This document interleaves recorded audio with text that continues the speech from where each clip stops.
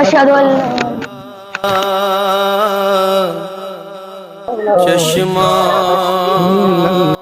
ہم میں سے ہر انسان زندگی کے بعد ایک وقت ایسا آئے گا جیسے ہم بالکل اس کی طرح لاچار پڑے ہوں گے.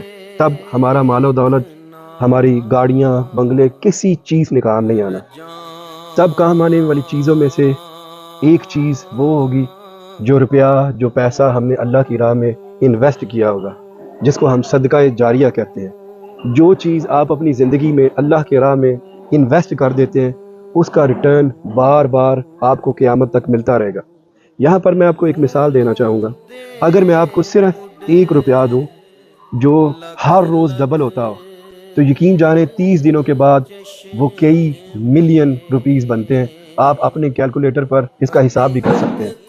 آج 1 روپیہ، ایک مسجد، 90 دن چیلنج کا 9واں دن ہے. حضور نے فرمایا 3 اعمال جو انسان کو دنیا کے جانے کے بعد قبر میں جن کا فائدہ پہنچتا ہے، وہ 3 اعمال ہیں. ایک پہلا اعمال وہ ہے جو انسان اپنی زندگی میں صدقہ جاریہ کرتا ہے. آج الحمدللہ آدھی سے زیادہ ٹف ٹائل جو راستے میں لگنی تھی، آپ کو سکرین پر بھی نظر آ رہا ہوگا، اس کا کام بھی ہو چکا ہے. مسجد کی تقریباً ساری دیواریں، جو ڈور لینٹر ہوتا ہے جس کو ہم تیغہ بولتے ہیں، وہاں تک پہنچ چکی ہیں. میرے پیچھے آپ کو نظر آ رہا ہوگا ابھی بھی مستری صاحب کام کر رہے ہیں. یہ محراب کی جگہ ہے اور انشاءاللہ آپ دیکھیں گے بہت جلد اس کی جو فرسٹ سلیب ہے وہ کمپلیٹ ہو جائے گی. اور آج کا سب سے بیسٹ پارٹ، جن لوگوں نے عطیات دیے ہیں اور مسلح خریدے ہیں، ان کی تفصیل ہم آپ کے ساتھ شیئر کریں گے. آج جنہوں نے عطیہ دیا ہے ان میں سب سے پہلے ہیں محمد نعمان، اٹلی سے ہیں اور باگڑیاں والا سے. انہوں نے 10,000 روپے کا عطیہ دیا ہے.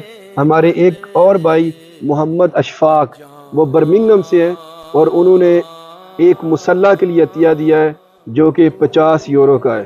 اور پھر محمد ساجد صاحب برلے UK سے، انہوں نے 15,000 روپیہ مسجد کی خدمت کی ہے. کامنٹس میں مسجد کے نام کی تجویز ضرور دیں. ہمارے پاس بہت ساری تجویزیں جمع ہوئی ہیں. انشاءاللہ قرآن اندازی کے ذریعے ہم وہ نام سلیکٹ کریں گے. اور اس کے علاوہ اپنے مرحومین کے ایصال ثواب کے لیے زیادہ سے زیادہ اس مسجد کو ڈونیٹ بھی کریں اور مسلح جو ہیں ان کی جگہ لیں، تاکہ آپ کے مرحومین کو یہ ایصال ثواب مل سکے.